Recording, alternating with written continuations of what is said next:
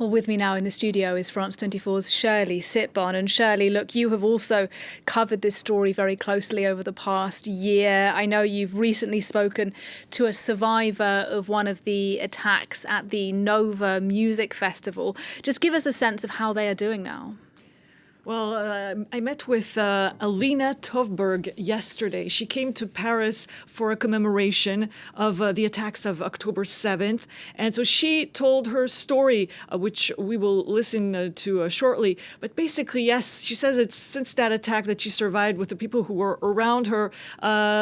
She has a life mission now, she says, is just to tell to everyone what she lived on that day. And and basically people who she feels a bit lost because she says she saw terror, she saw horror, and that it's still out there. She feels it's still out there, which gave her a sense of despair in a way. She was there because she's a makeup artist, so all night long she worked and she filmed the people she was putting that makeup on all over their body, this body paint. And she showed me the pictures and just basically showing the night, the dawn, and then the attack. We can listen to her now. Look at this beautiful sunrise. That's when it all started. I finished this body painting, said hello, see? Lives begin when fear's gone. That's it. And then the next moment you can see them firing at us 360 degrees. It came from all over. Those are the refrigerators. Elena hid in one of them. All the people who stayed in this area were killed, and she survived. This is when we got out of there. The smell was terrible. We're driving away and see corpses all along the road, all the way. Then we got to the cars that were all together. We were the last vehicle that managed to get through. They tried to run into our car, but the driver managed to turn at the last second and got into the bushes. The terrorists were everywhere. When we got to the gate of Kibbutz Re'im, it opened. Another miracle. God opened it for us. We got into a house in Re'im and hid there.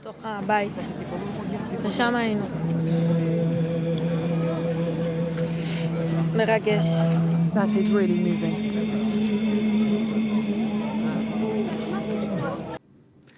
And yes, she says she's moved at that moment because that's when the prayer for the dead started in the background. And yes, she showed us some videos.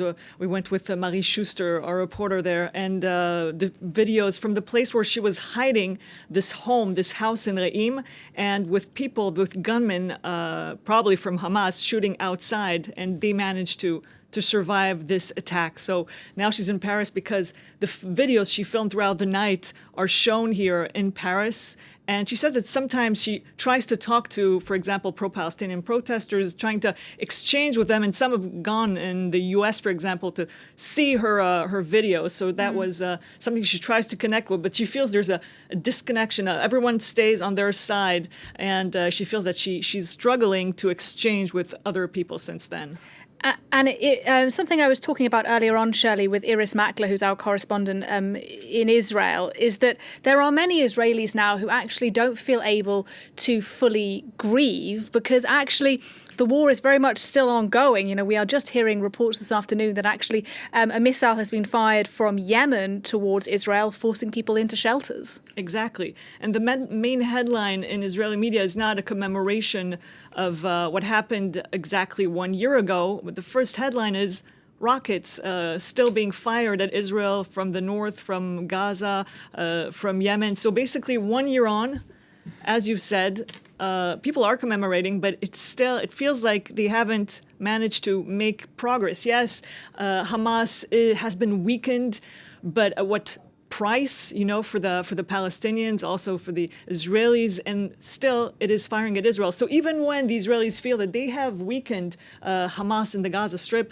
it's still ongoing. So it's clearly not a solution. And the meetings today that Benjamin Netanyahu was holding was about a response to the Iranian attack, which means there's so much more threats coming up for everyone and a threat of an escalation again. So yes, the Israelis they are commemorating, but there is so much going on now that there's a feeling that even while giving them maximum strength, it's still not a response that brings them security.